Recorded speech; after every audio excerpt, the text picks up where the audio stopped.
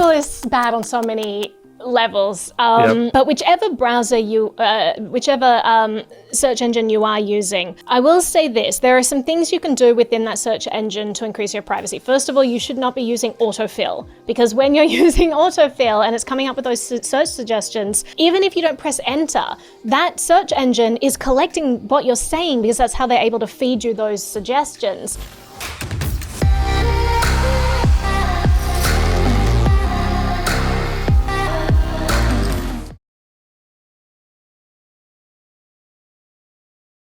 Hey everyone, it's David Bombal back with a very special guest. Naomi, welcome. Thank you so much for having me. It's great to be here. Yeah, it is. I mean, we won't get into talking about cricket and rugby because you're originally from Australia, is that right? I am indeed, yeah. Yeah, we won't get into that. So for all my Australians or my Australian friends watching, we won't talk about rugby and cricket. We're going to talk about privacy in this interview. Naomi, why are you such an advocate for privacy? Because I'll start with this, sort of point that a lot of people perhaps might make is, I'm not stealing. I'm not doing drugs. I'm not doing anything illegal. So why would I care if I get tracked online? I hear that a lot, and that's the main pushback I get. And that's the reason why so many people are very complacent about their privacy.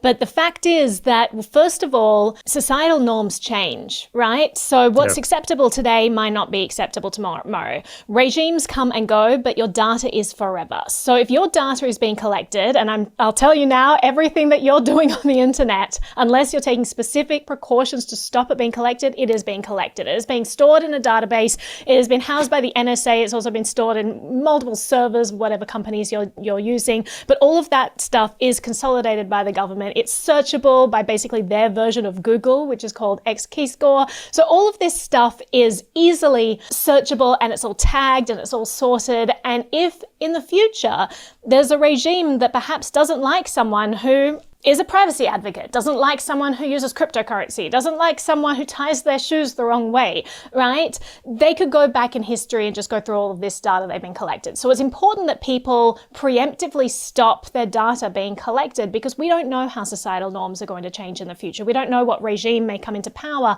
that will have access to all of this data. So it's important to be cautious and be aware that things like that can happen. The other thing I would say is that, people, when they say, well, I don't break the law, right? It always makes me laugh, because it makes me think like, well, not all laws are good. And I say that with a little bit of caution, right? Because if you look back through history, we've had some pretty atrocious laws. And actually, it's the civil disobedience, it's the people who've pushed back against these things that have allowed bad laws to change. Now, what happens when you have a society where everyone is forced to be 100% compliant? Well, no one would have ever tried marijuana and discovered that it's a really great treatment for people with epilepsy. It can really stop, the effects of chemotherapy hurting people, where they have awful nausea. We wouldn't have been able to discover those things without people actually trying this stuff. So 100% completely obedient society is actually not desirable if you want to keep pushing society forward, keep progressing. So just a couple of things right off the bat there that, when people are saying, well, I'm not a criminal, I'm not doing anything.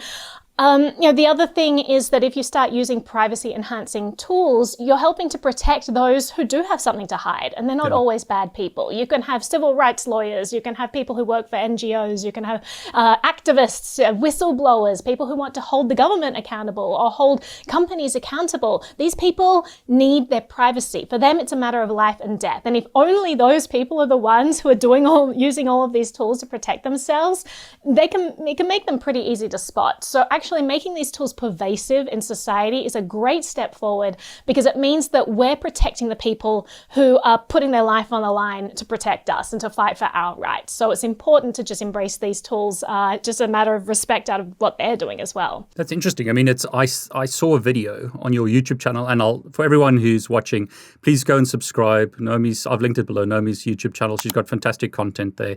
You did a presentation, and correct me if I'm wrong, I can't remember exactly. It was something about the graph was going like this, and then suddenly it spiked like crazy. Was that interest in special messaging applications because of what is happening in Ukraine? Is that right? Yeah, so that was actually a graph that shows Tor usage. Tor, it stands for the Onion Router. I'm sure a lot of your viewers are probably well versed in that. If anyone isn't, it's basically a tool that allows you to hide your identity when you're browsing. It basically encrypts this package of data and bounces it around to all these different places before actually taking you to your search destination, so that it hides who you are from where you are going. No single node knows both of those things. Tor usage in the Ukraine when they were invaded by Russia went through the roof because suddenly people realized, oh goodness, there's hostile entity that's just invaded. If I say things that are against this government, perhaps my life is now going to be on the line. Now I'm considered a dissident, whereas moments earlier I wasn't. I was all compliant. New people who have come in, and to them, I am a dissident. And so people are finally realizing the importance of privacy and taking actions to protect their privacy.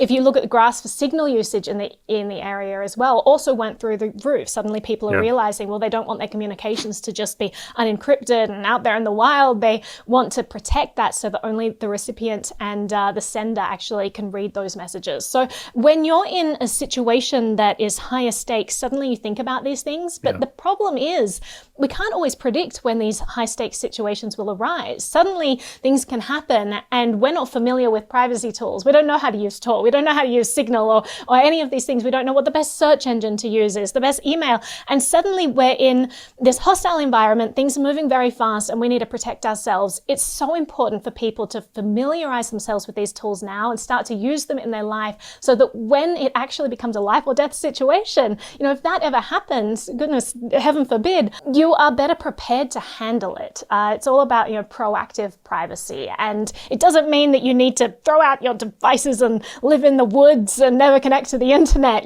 Some people will tell you, well, you can't ever achieve real privacy, so why should I bother? And they throw their hands up in the air. But the fact of the matter is you can do a tremendous amount to severely curtail the amount of data that you're sending out there that's accessible and collectible by people. You can make a huge difference just by making small changes in your life, just by choosing a better search engines, choosing a better browser, using a good VPN, learning how to use Tor, different tools that are super easy can make a huge difference in your privacy. So let's get technical. I want to, share less data with Google or the government or whatever. So let's start. I don't know, do you want to start with operating systems or should we start with browsers? Which one do you want to start with? Oh, well, I'd first of all explain the principle of why there's such a blurry line between government and companies like Google right now. No, that's fine. There's this thing called the Third-Party Doctrine. And if you think about how all of your data is collected, how the government gets it, how these companies get it, all of this stuff, and you think about, well, how is this system enabled? Well, often we have to realize that it's our choices that are enabling it. We're opting to use platforms and services like Gmail that explicitly tell us in their privacy policies and their terms of conditions, we're collecting your data and you're giving us permission to do whatever you want with it. And we tick that box and we use it. So already we understand that by our own volition, we're handing over a lot of this data. We can just opt out. We could choose not to hand that over. But the reason that the government is able to get that information and the reason why these companies are then able to sell that data to a tremendous amount of people, it ends up on the dark web, it ends up, putting people in threatening situations, is because once we hand over our data, we're not technically considered to own that data anymore. The third-party doctrine says that if you give your data to a third party, you don't own that, you don't control that anymore. So the government they don't need to get a warrant and get it directly from you and get your permission or anything like that. They can just ask that company and the company can decide whether or not they want to hand over that data. They could decide to sell that data. There's so many things that can be done with our data because of this really, really bad principle. And that's a US thing, is it? Sorry to interrupt. It's a US thing, but the problem is that a lot of the things that happen in the US, it just carries over into other states. Even in the EU, where they have, I think, good privacy laws like GDPR. If you actually look at how it's enforced, for example, Google gives all of the data. I think it's over 1,000 companies that they give the data to that they collect through their advertising browsing mechanism. So even though they have like non-consensual data arrangements in the EU where you're not allowed to hand over data, companies like Google are still doing this. They find workarounds and they technically classify it as, well, we're not selling this data technically, but they're broadcasting it to thousands of companies. So it gets really important to start to be aware of how you're giving away your data. So to your question, I would start simple. I would start what are like tools we use in our everyday life, you know, on whatever computer you're on. So I think email, that's like a cornerstone of our internet life. Maybe we'll start there. Yeah, I was going to start with browsers, but let's start with email. Right, browsers. I think it doesn't matter. I mean, let's start browsers. Okay, so I think your favorite is Chrome. Is that right?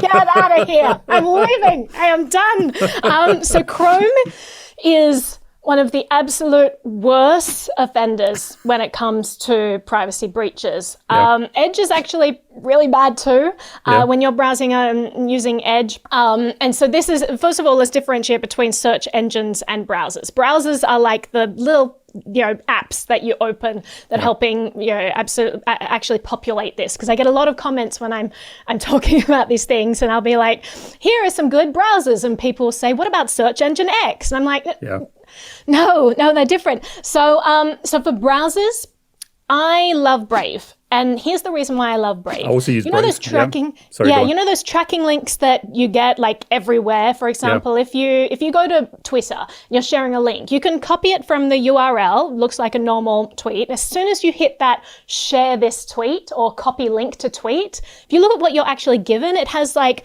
well, here's your URL, and then there's a slash and a question mark and like a billion digits that come after that. And so anyone that you now share that link with, they'll be immediately tracked back to you. They'll be linked to you. So tracking links are everywhere. Tracking links are also when you click on a page and suddenly you look at the bottom left-hand corner and all these little websites pop up like before it takes you to the page, and like what's happening there? It's called bounce tracking, where they're bouncing you through trackers, right? There are all of these ways that we're tracked, and Brave does an incredible job with blocking those. Not only do they immediately strip out any identifiers from the URL itself that they know to be tracking identifiers, but they'll also do things like debouncing. Debouncing is where instead of bouncing you through like all of these different sites, the browser will learn, well, usually when the person starts from here, a bunch of suspect things happen and they end up here. Let's learn over time that they always end up here, and let's just bounce them directly and cut out all these trackers. The other thing they do is unlinkable bouncing. So sometimes they can't figure out where the ultimate destination is, but they'll go, okay, well, at least if you have to be bounced through all these tracking links before you get to your destination, let's have the user visit them in this throwaway container. That means that, no profile can be built up over time about this person because this container is only used once. You go to this tracker, it's thrown away. You go to the next tracker, it's thrown away. You go to the next. So they're not learning anything about you by being bounced through these trackers. So they do tools like this. They're the most aggressive and that's default. Sorry, I just wanted to ask you, that's done by default. Is that right? That is. And a lot of people, they'll say, well, Firefox is great too. And Firefox is great. Firefox is great if you're someone who likes to tinker, if you like to download your own plugins. There are some great plugins like different Facebook containers available for Firefox. I always direct people directly to Brave because, first of all, everything, as you said, it comes default in the browser. So out of the box, I think it's the best privacy preserving browser, but also they just do a tremendous amount of great work, pushing the envelope when it comes to aggressively pursuing privacy for their users. So no other browser that I know of actually create tracking rules to help people fight off tracking links that specifically target companies. And what I mean by that is that most browsers will create rules that are universal, and they'll say, well, here's a rule to stop this type of tracking link and all this. Brave says, no, we know that Facebook in particular tracks people like this. We wouldn't put a normal company in this box, but we will do it to Facebook because we know that they're doing malicious things to their users. We know that Google tracks people specifically like this. When another company does this, it's okay, but we know that Google does this to track people. We're going to put them in a box. So the fact that they go out of their way to actually name the bad players and create rules that target them, I think speaks a lot about them. I like that about them. So they're another tool. I would say even Safari is a privacy-preserving browser. But if you're really interested in privacy, I wouldn't choose Safari as my browser because Apple does, send a lot of information back about you. But I will say that Apple does do work for people who aren't privacy-focused, and Apple's helping them regardless. So Apple is doing things to help the average person who's not going to actively seek privacy tools. If you are someone who actively seeks privacy tools, I would probably go with Brave or Firefox if you wanted to tinker some more. So I would just had an idea. How about like Naomi's, like out of 10, how would you rate? So, I mean, let's play a game. Chrome, is that 0 out of 10, where 10 is great and 0 is bad? Yeah, Chrome's terrible. I think they're the only browser, large browser, that doesn't block third-party cookies now. And they keep saying, we're going to do it. And then they keep pushing it back and pushing it back. Chrome is so bad for your privacy. It's atrocious. So then, zero. 0, yeah? Edge? Listen, if we're getting that granular, I don't know whether we should do a thumbs up or a thumbs down. Okay, let's do a thumbs up or thumbs down. Let's do that. Okay, Edge. Also rubbish, yeah? Safari, maybe like Safari's halfway. Pretty good, but like go for something better. And then Firefox, maybe if you can tinker, yeah? Yeah, if you want to tinker. And then Brave is your best, yeah? Yeah, and there are other smaller ones. There are things like Vivaldi, that's a browser that I sometimes use. The problem, there's Opera. The problem with some of the smaller browsers is that you need to have website compatibility. And sometimes when you're building a website, you're just going to say, okay, like Google has 80% of the market share. I'm going to make sure it's compatible for Google. And then maybe I'll add Firefox and Brave and maybe Safari. But as you start to get to the smaller ones, they don't often check that it's compatible with a lot of these smaller ones. I haven't had too many issues like that, but that is something to keep in mind if you are using a smaller one. It's not a reason to not use them completely. I actually really like some of these other browsers. It's just something to keep in mind. So here's a technical question. Isn't Brave built on Chrome? So isn't it vulnerable to the same stuff as Chrome? It's built on Chromium. So behind a browser, you have a browser engine, which is basically the thing that's translating everything into the things that you see on the screen. And yes, Chromium overwhelmingly has the majority of the market share, and I think it is like upwards of 80% of all browsers are Chromium based.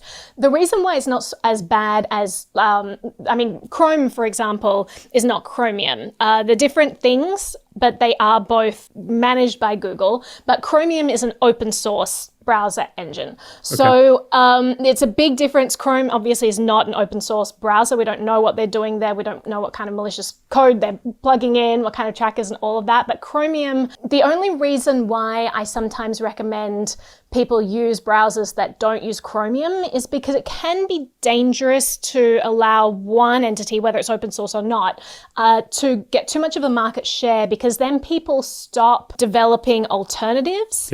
And if a company has a lot of power of influence over an open source, they may not be using that power and influence at the moment. It may be a big open source project, but it's possible that could be co-opted, and then you won't really have any other choice because there won't be other options, browser options out there. So that's the only reason why I think that people should be mindful, maybe opt for other browser engines, but otherwise, Chromium, it's a really solid search browser engine, and it's heavily vetted and a lot of people contributing to it. So I don't think that's a huge issue for me. That's good. So for normal browsing, you would use Brave. Would you use Tor? So for normal browsing, I don't use Tor. And that's because I am not doing things that I'm particularly concerned about hiding. Now, the reason why I say that is because there are trade-offs with using Tor. A lot of the products I'll talk about, there are really no discernible trade-offs. You could switch out different email providers and really see no difference. So you're just getting a whole lot of privacy for not much of a sacrifice there. With Tor, I'm sacrificing speed tremendously. I'm also sacrificing that depending on my settings in Tor. It might be stopping certain scripts on certain pages if I have those settings on, so it might make pages not load correctly. But the main thing is the speed, that if you think about this package being like bounced around to a bunch of servers before it goes to the exit node, it does delay your search and it can get a little annoying. So day to day, I don't do that. I use a VPN, and we can dive into why a VPN might be useful and why it's not a panacea, why people need to not think that that's a big privacy cure. Yeah, definitely want to talk about VPNs as well. Yeah, sorry, go on. Yeah, but short answer from after a very long-winded answer is no, I don't use Tor day to day, but I do use it. It is something that I'm very comfortable using and I enjoy and am very grateful for.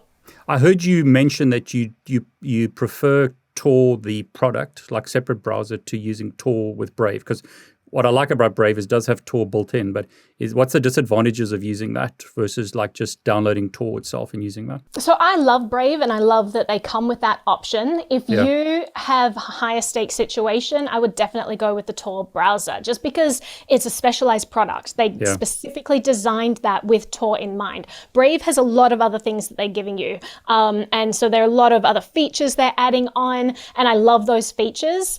But if something is not designed with one particular use case, there's more room for security holes, all of that. I'm not saying that there are security holes, but I trust the Tor browser more than I would trust someone else's plugin for Tor or a browser that's integrated it. So if you are really serious about your privacy, go with the Tor browser.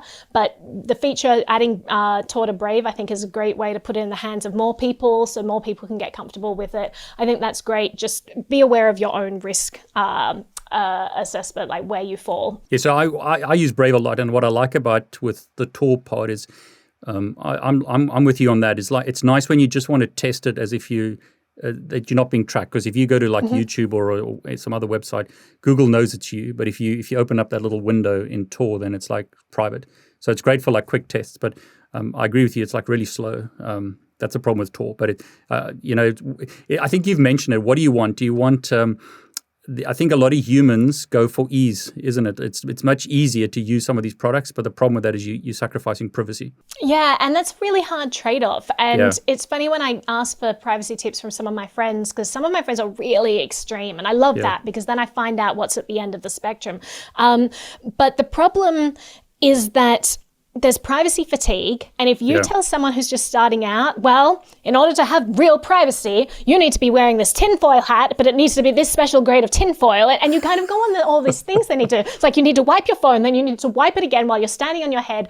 People are just going to be like, okay, I don't care about privacy anymore. I'm just going to keep using it. But if you give them very easy, simple steps they can take incrementally, they're really helping their privacy. And they don't need to have robust privacy because not everyone's being targeted with the same tools. A lot of people will come at me and be like, well, this isn't going to protect me from Pegasus. It's like, right, but what does protect you from Pegasus is that $25 million price point or $1 billion price point on, using that 0-day. If you're average Joe, no one's going to target you with that. So that's not in your threat model. It doesn't mean that it's off the table, that could never happen. Of course it could. But you need to be weighing like convenience in your life. What's something that's sustainable for you as a privacy conscious person? What's something that's realistic? What's something like a level of privacy you can maintain? And that's critical because privacy fatigue is real.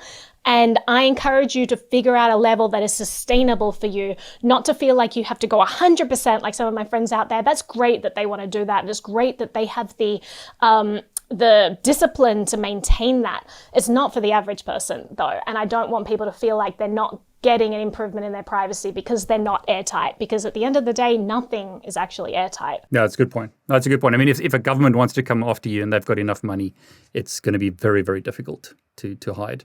It's a really good point. Okay, search. Let's get to search engines. So again, I'm going to make you upset. Your favorite is Google. Is that right?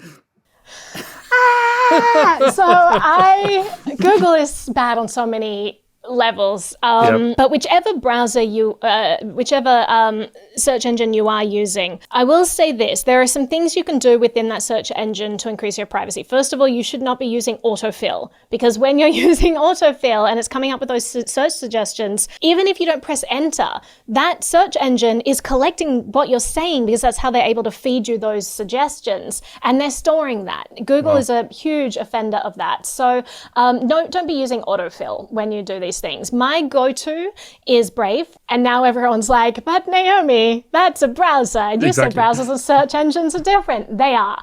Brave used to just be a browser. Now Brave is also a search engine. The reason why I like them, it's for two reasons, privacy focused and neutral. So let's unpack what it means to be neutral. If you go to Google will show you search results according to what they prioritize. So let's say that they decide that Naomi Brockwell is a terrible person. You know, they could earmark any notes about searches about Naomi Brockwell and say, we'll prioritize these ones. The ones that say, you know, Naomi Brockwell is a scammer. Naomi Brockwell is a Australian in the worst sense of the word, like whatever they want to say. Or if they really like me, they could say, well, Naomi Brockwell is flawless. She is a privacy goddess, like whatever. But just know that whatever you're searching, Google is filtering that according to their algorithm, according to what they think it's information you should and shouldn't get. I take a lot of issue with that. I don't want someone deciding for me what's truth and what's not. I want to see everything out there and decide for myself, because I think that I'm a rational human being who has the capacity to do that. And I think most people do. I used to recommend DuckDuckGo as my search engine of choice. But then DuckDuckGo started to filter results in this way. DuckDuckGo also had the privacy and the neutrality thing going for them. Now they no longer have the neutrality thing. They announced a couple of months ago that they would start to sort to get rid of disinformation. But I'm sorry, I don't think that they're the arbiters of truth. I don't think that they even have the resources to determine what's true and what's not. So I'm not going to trust a sorting algorithm that prioritizes certain content, you know, according to their ideas of truth. So I now use Brave. Brave is both a meta search engine and a pure search engine. What that means is a pure search engine is one where the search engine has its own web crawlers that go out and index everything and finds all of the sites. A meta search engine is one that basically pulls results from someone else. So they will use their own bots to index things, show you results based on that. But when they feel like the results aren't good enough, then they will also pull results. But they tell you what percentage of the results are pulled from somewhere else. So there will actually be like a little marker in your Brave search that says, you know, this is 10% from Bing because they had better images or whatever. So they're very transparent with that stuff, and I really appreciate that. The reason why meta search engines aren't always the answer, first of all, you're still getting the filter from wherever they're pulling. So there's another search engine called Startpage. It is a meta search engine. I actually really like Startpage. They are a privacy-focused page, and their whole shtick is we allow you to search Google privately. So they're pulling everything from Google. You still get all of the, you know, filtering that Google does. But let's say, for example, I'm on a different search engine and I'm looking for something obscure. No results come up. I'm like, well, Google would probably find this for me. But I don't want to go to Google because it's collecting all my data. It's not a private tool. I can use something like Startpage, get the Google search results, but I can access that privately. And what Startpage does is sometimes they'll like archive it so you don't even have to see it directly. So there are lots of different tools that they use there. So I like them as a proxy when Brave doesn't suit, but honestly, 90% of the time, at least, Brave suits me fine. It's interesting because DuckDuckGo was always the preferred choice, it seemed. Wasn't there something recently where there was a big hoo-ha on Twitter where Microsoft trackers were getting allowed through or something? Yeah, that was complicated, and I have to admit, I don't understand the details, but I did see a conversation with the CEO pushing back against people's complaints, saying it's all a little overblown. We're basically saying that, you know, there are certain instances where we have to use these trackers from Microsoft. People were saying, well, you know, see, they're compromised because they're a big corporate interest involved with them, and he was saying, well, no, it's not really how it worked. But to be honest, I'm not even thinking about DuckDuckGo anymore. It's not in my privacy toolbox anymore, because when they started the filtering, that was such a foundational pillar of why people liked them, because they really pushed this neutrality perspective that when they decided to backtrack on that, it just made me not trust them. So I just can't trust the narrative anymore from them. And maybe they're still doing good stuff, but I just steer clear of them. I think that's a really good point that you raised there. It's not only the stuff, it's not only the tracking, is it? It's like they filtering the world that you see. And that's a really good point. So I mean, that's interesting because I've always used DuckDuckGo as my sort of like privacy thing. But I see that Brave is both a browser and a search engine. I saw that by default they use their own search engine. You have to change it to someone else. But I mean, I think you've also raised the point. The problem often is with when you go to Google, you get better results sometimes than you do with some of these other search engines. And that's where you'd use start page, is that right? Yeah, I mean, Google has such an astronomical amount of resources. If you look at the resources Brave has, they could perhaps argue that they have 1% of the browser share on the internet, which seems big, but it's a drop in the bucket when you compare that to Chrome, for example. So I think it was first quarter of this year, Google made $54 billion just from advertising and collecting data about people. I think it was like 60-something billion dollars just from Q1 of this year. They have astronomical resources at their disposal. So yes, they can have great trackers that, I mean, spiders that go out there and index things. So their results can find these pages that other sites, other search engines just haven't indexed yet. So Start Page is a great tool for getting access to those without the privacy invasion. But most sites that you visit will be indexed pretty well by most search engines, and Brave does a great job most of the time, I found. That's great. I mean, that's great advice. So what I also like about Brave is if I wanted to get like someone, let's say my grandmother as an example, or someone who's not that tech savvy, it's not that difficult. Brave is very simple compared to like Tor. Trying to get someone to use Tor is a bigger hurdle. So I like the way that you like saying don't sacrifice too much because then someone's not going to implement privacy.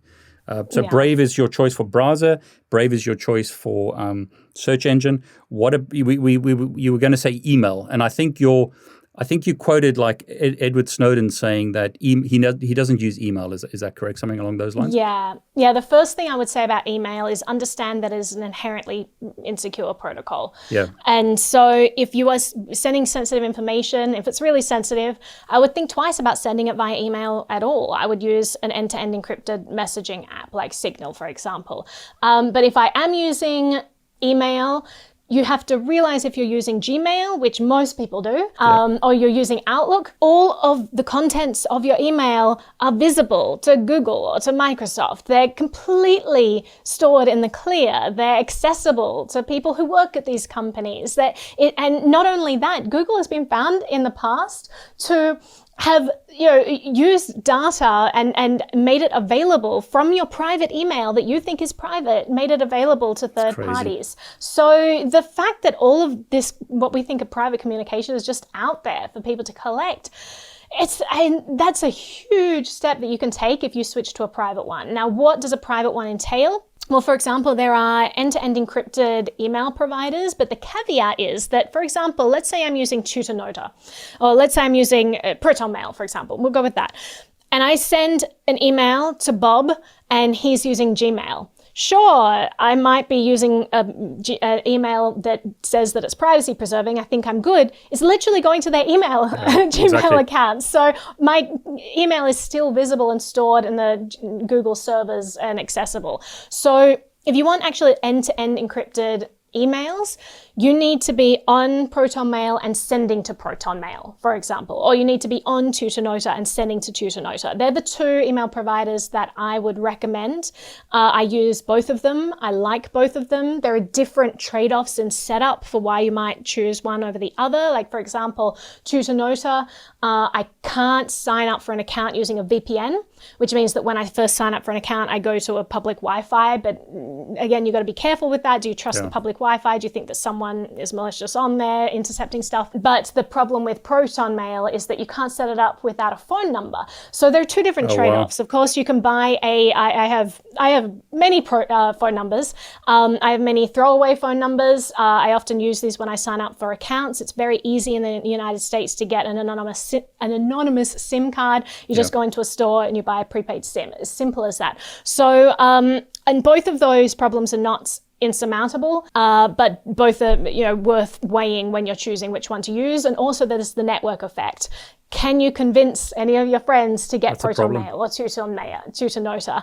And it's important to find one that you think will have the most likelihood of other people using as well. So, I mean, I think the ProtonMail is the one I hear the most about. Is that like a good one to start with, perhaps? Well, the reason why ProtonMail has some perks over Tutanota, and it has been a few months since I've looked into this, so I'm not sure whether Tutanota has updated this, but ProtonMail also enables you that it doesn't have to necessarily be ProtonMail in order for it to be end-to-end encrypted. encrypted. You can also, if it notices that it has your PGP key in there, then it will encrypt it with that person's key that you're sending it to. Okay.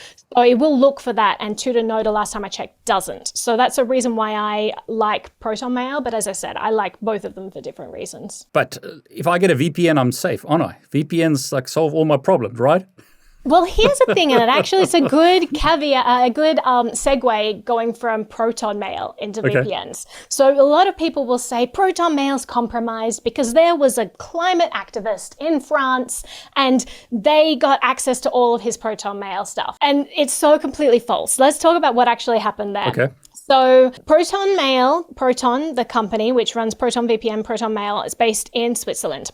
And in Switzerland, there are no rules from the country saying that the government or someone can't compel you to log IP addresses for email. So what happened in this situation was France told Switzerland, listen, this is a person that we want to catch. They use ProtonMail. We need their IP address. ProtonMail's policy at the time was we do not log IP addresses. So they did not have that information. They could not hand it over. So then France said, okay, Switzerland, we need you to compel ProtonMail to start logging this person's IP address. Wow. So ProtonMail changed their terms of service. And the Swiss government, they didn't have to comply, but they looked at it and said, this is a big enough case that we agree and we will compel ProtonMail. Now, be aware that any company would be compelled. If anyone gets compelled by the government to do something, they have to do it, right? Yeah, so it doesn't matter which email provider. Yeah. But the thing is, and second of all, no content was even provided. It was just their IP address. That's the only thing that was revealed. The content was still end-to-end encrypted. ProtonMail could not get access to it and has not gotten access to it and will not be able to get access to it. So that's a big thing to keep in mind. But here's the thing. Swiss laws around VPNs are really great. So when I'm looking for a VPN provider, ones based in Switzerland are actually great. Here's the thing. If that person had used Proton VPN as well as using ProtonMail, their IP address never would have been revealed. And that's because Swiss law says that the government cannot compel a VPN company to log someone's IP address. Okay. So it's great. Now, when you're choosing a VPN, a lot of people say, well, take jurisdiction with a grain of salt because the long arm of the US law reaches far and wide, and you have all of these data sharing treaties and all of this. And I agree with that. Yeah. Exactly. All of these arrangements. While I agree with that, it does seem that, and this is based on ProtonMail doing a lot of work, ProtonVPN, doing a lot of work fighting government orders, and ProtonMail doing a lot of work fighting orders. It seems that the laws in Switzerland are pretty great for VPNs. And so based on that and based on the company's own reputation, that's how I'd make my decision about which VPN to use or which email and all of that. So when it comes to VPN, basically you want one that has a no logging policy. You want one that collects as little data as possible about you, preferably in a good jurisdiction like Switzerland. And it has to be using very specific encryption standards. And I always send people to the Freedom of the Press Foundation for these. They have a great article that says, use these standards for the handshake, for the private key encryption, like all of these different things. And if they deviate from that, they have to have a really good reason. And that's because when it comes to encryption, the tried and true methods are the ones that have been attacked the most and have shown the robustness the best. So if they're using something experimental, they've got to have a reason. And are they technically savvy enough to implement that correctly? And so it's just a big question when you're choosing VPNs. I actually stay away from, I get affiliate requests all the time. All the time, yeah. Oh my God. Sponsor us. Yeah. Yeah, they're always VPN providers too. Yeah. And I always stay away from them because I want people to know that when I suggest a VPN, it's because I really like them. They're not sponsored. And I know that different channels do different things. That's totally fine. I think that for me, when I get companies reaching out to me, that's always a red flag for me. I don't know why. Maybe that makes me silly. It just makes me skeptical of them, because if I'm hearing their name because so many people have been paid to talk about them, actually makes me trust them less, and it makes me scrutinize them more. I reached out to the Freedom of the Press Foundation as to why they didn't include Nord in their list of a company that hit all their prerequisites. They did hit all the prerequisites, but there were like some strange things they cited about a weird security breach. And then when they had audits come in, they were auditing a part of it that really wasn't to do with security. It was this other part. It was just a lot of weird things that was enough for them to not add them to the list. So all of this stuff gets very nuanced. I would dig into the details, do research yourself, but I think that Proton VPN is a great one because it's based in Switzerland. It's also what Michael Basil recommends. He's one of my favorite security experts. If he's promoting something, I always take a good look at that because he just has great advice, especially for extreme privacy people. So that's great. I mean, it's I'll say this video is sponsored by no one. So this video is sponsored by Snowden. That's right. I like that. Oh, there we go. Yeah, we should talk about him as well because you've interviewed him. Okay, so browser Brave, search engine Brave, email probably ProtonMail, or was it Tudonodo that you mentioned? Tudonodo, yeah. And then your favorite, and this is just like your opinion. So I mean, whatever you say, it's fine. Proton VPN would be a good one. I think the problem is there's so many options that if you don't have the time, or you don't want to go and like research, it's so much easier if you just give us your opinion because you're into this. So I really appreciate you sharing that. You want to say anything else about VPNs, or should we talk about messaging apps? Well, one thing I will say about VPNs is keep in mind that it's not the reason why you would use a VPN. A lot of people will use it, be like, well, I'm protected, all my activity is protected. It's not.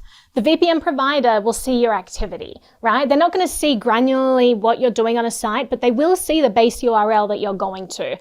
So don't think that your privacy is secure, and they get subpoenaed all the time. Again, if it's in the wrong country, it's going to be trivially easy for a government to be able to get those records. And a lot of VPNs sell data as well. So make sure you find a good one, right?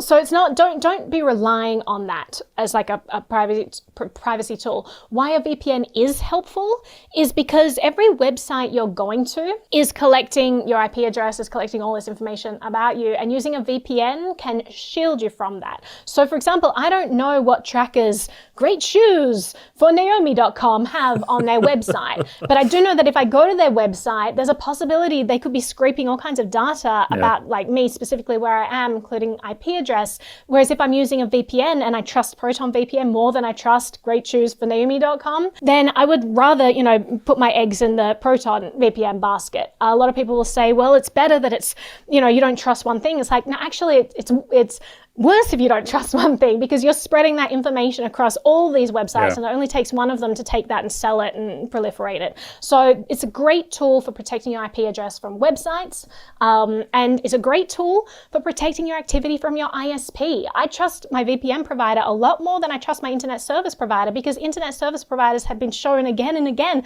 to just be selling data about their users, right? About like their activity, and obviously they know what your IP address is. With the VPN, you're shielding that, and you're placing this VPN as this buffer between you. So I think it's a great tool. I don't trust internet service providers most of the time, and so I think that it's smart to try to add layers of privacy to protect where you can. I mean, in the UK, there's this law where the government is basically compelling all ISPs to track or keep a log of every website you've been to. It's crazy. Well, the UK has some of the worst privacy laws. Like Terrible. They have what's called like complete dragnet capture of everything, right? Yep. So it means that everything, they have these data centers where the internet cables leave and enter the UK. They have these data collection sites that collect every single thing that passes through any server in the UK, which is crazy. I think it's called Tempura is the name of this project.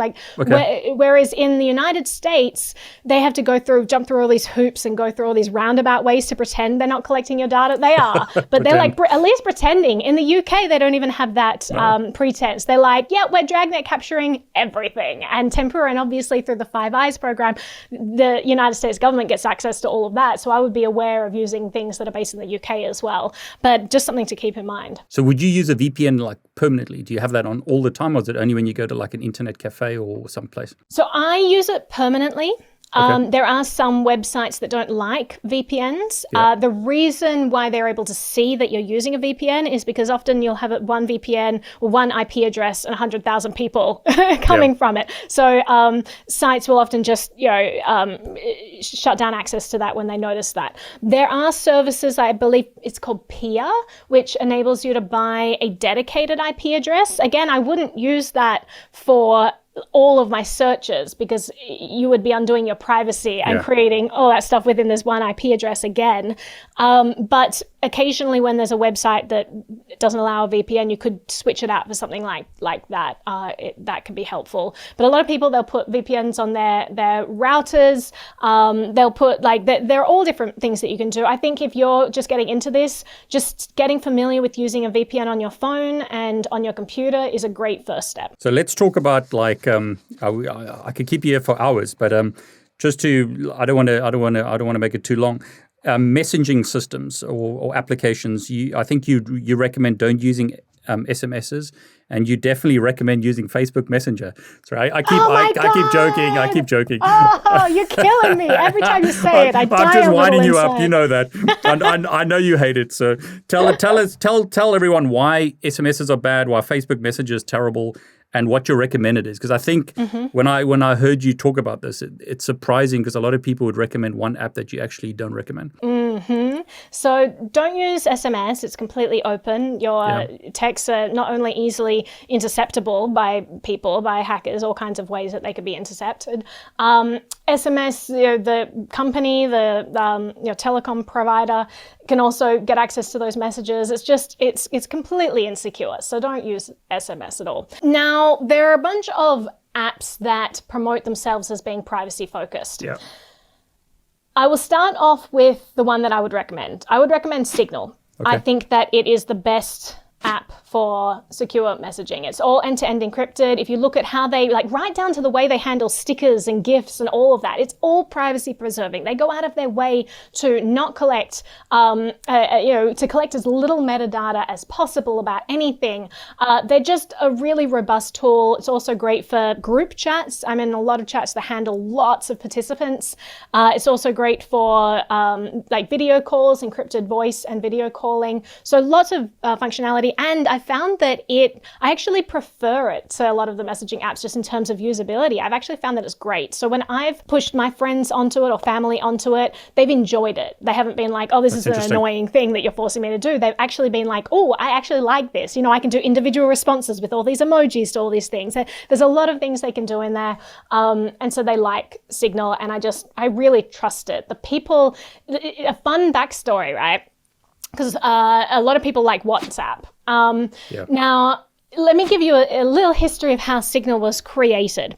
There was a guy called Brian Acton, who's an awesome privacy advocate, and he created WhatsApp. He turned on encrypted messaging using the Whisper Systems protocol for 1 billion people. That's how many people were using WhatsApp, and he decided, I'm going to end-to-end encrypt this by default. Awesome move, push privacy forward. He's an awesome legend. Facebook buys WhatsApp, and Brian's like, okay, well, it's still okay because, we have these certain conditions. Anyway, as time goes on, he became so unhappy with being part of Facebook that he had, I can't remember the exact amount, but it was like $100 million or even more in vested options that were about to be vested in a couple of months, meaning that if he had hung around Facebook a couple of months longer, he would have gotten all of this money. He was so unhappy with what they were doing and the amount of data that was being collected in terms of metadata and all of that behind the scenes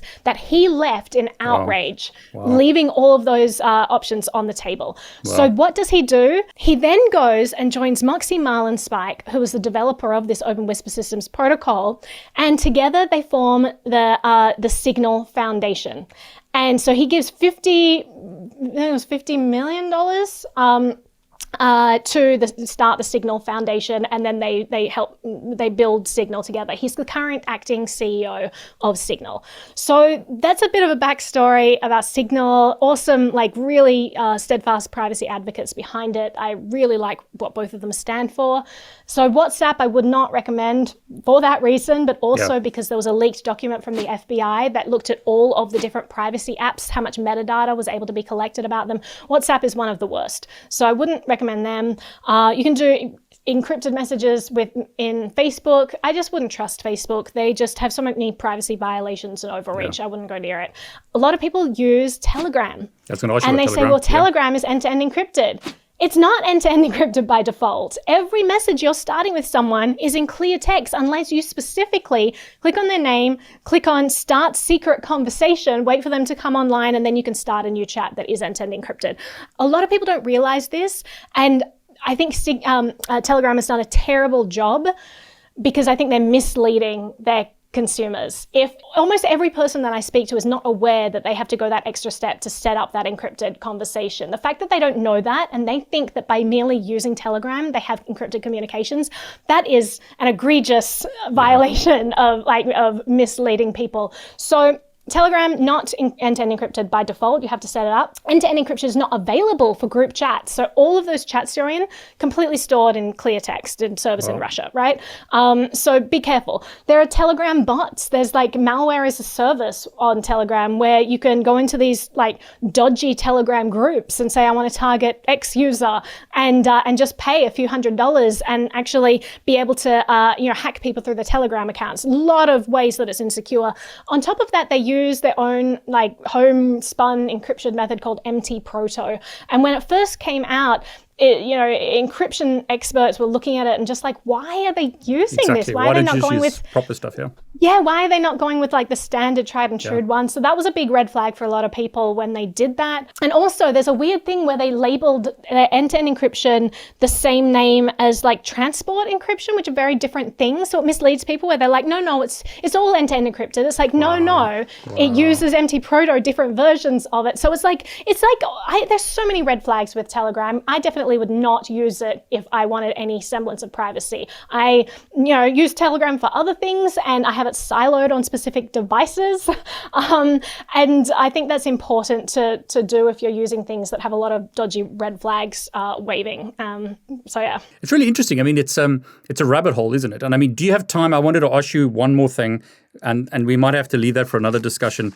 Android, iOS, is there a phone that you could recommend? Because that seems to be the worst. Phones seem to just leak data. Yeah, I would recommend Graphene OS. Okay. So Graphene, from security experts, they say that it is the go-to if you actually want real privacy.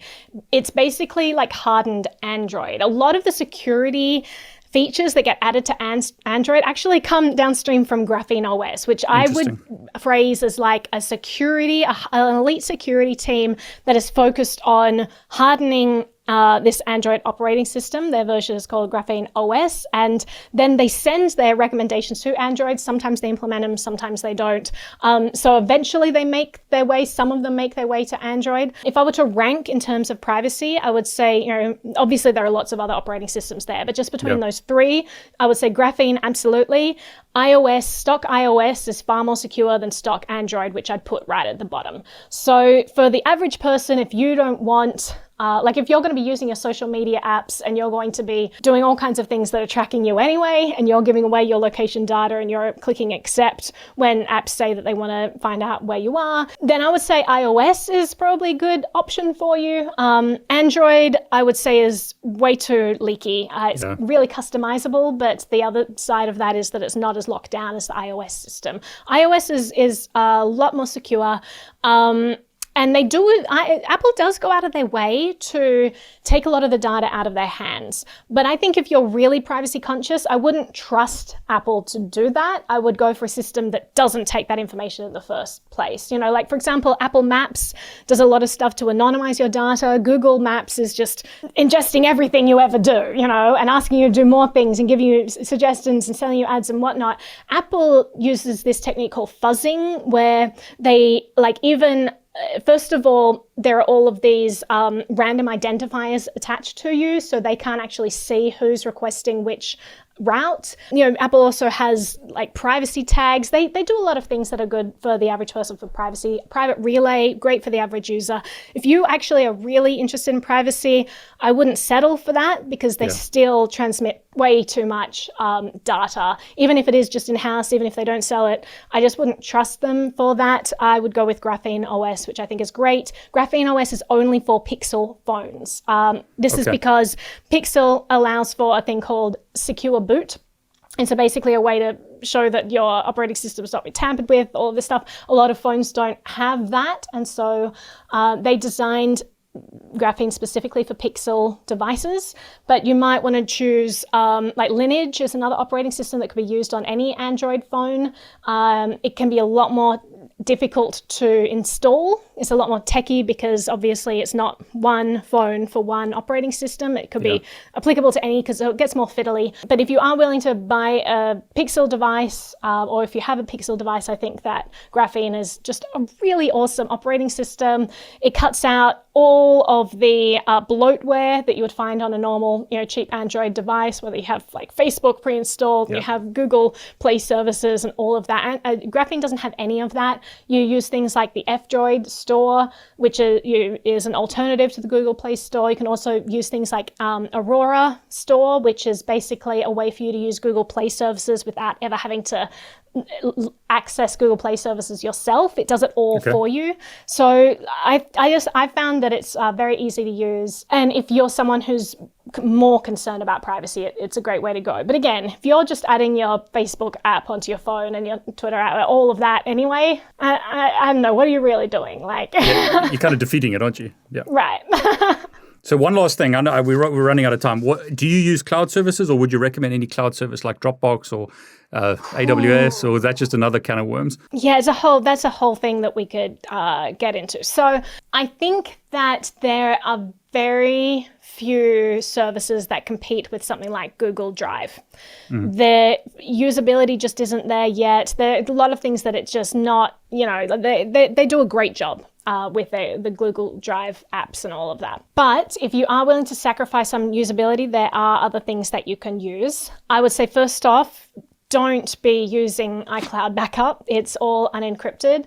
Apple wanted to encrypt iCloud backup and the FBI fought them on it. Wow. And Apple said, okay, and this was like 2019, I think, around 2018, 2019. It was like after the San Bernardino pushback where they were saying, we won't install malware, like backdoors on all our devices. The FBI's like, you will. And they had this big fight.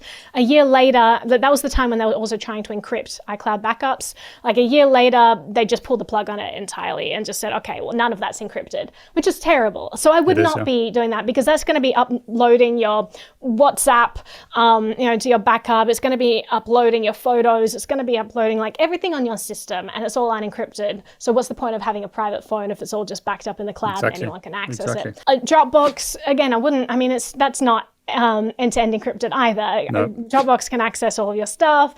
If you're going to be using like the documents and things built into the online storage, Skiff is actually a really good product, which is just like a collaborative document that you can work with someone else on, and it's end-to-end encrypted.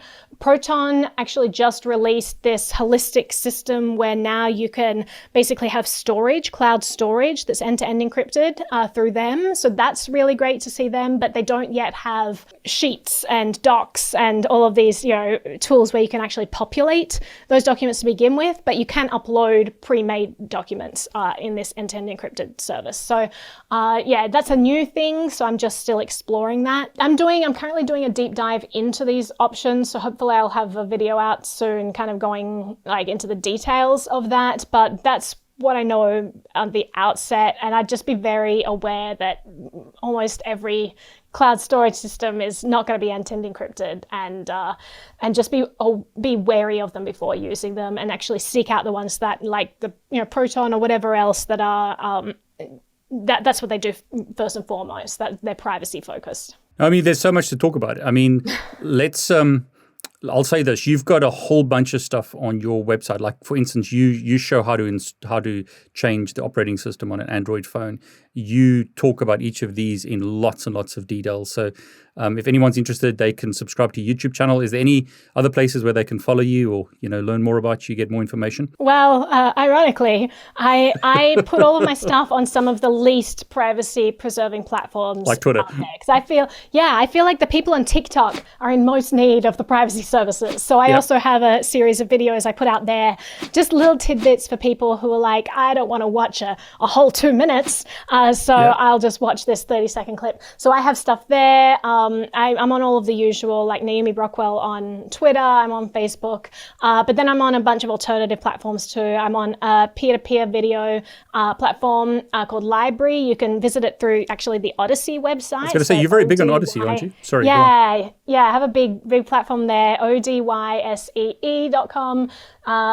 So I love that also because just merely by watching videos on there, you can earn money. And by merely you watching my videos, I can earn money. And I actually get more income from there than I do from like Google ads. And it's less privacy invasive for my viewers as well. So there's a lot of reasons why I like people on that platform. I'm also on things like minds.com and read.cash and memo.cash and noise.cash, like all of these other alternatives. Yeah, for sure. A lot of alternative platforms out there. Float, for example, a lot of them.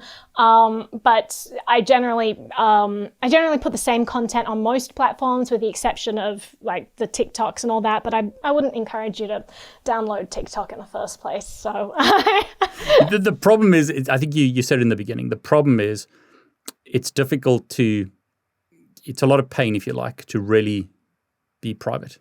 It's a lot of hard work. So I think if I understand right, you've given us a lot of great, easy ways to at least start improving our privacy, like using Brave, using Proton VPN.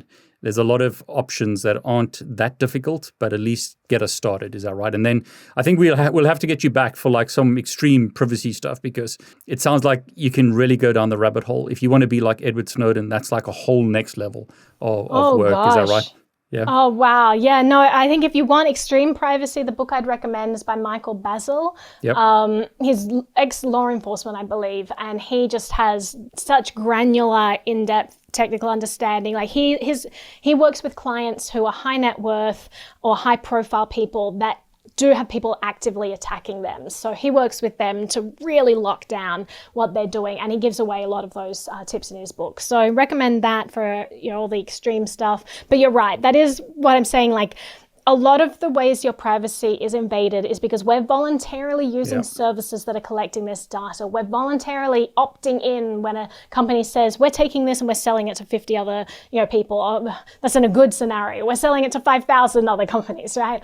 And what we can do is make more conscious choices about these services we're opt for a better email provider, better search engine, better browser. Start to just substitute. And that reduces the amount of data leakage by drastic amounts, just because you're not of your own volition giving away that data anymore. So definitely worth just making these initial steps, and it goes a long way. I really appreciate it. Thanks so much for sharing. And for everyone watching, please go and subscribe to Naomi's channel. Support her for all the work she's doing, because it's not always easy to do this stuff. Naomi, thanks so much. Thank you so much for having me. I appreciate it.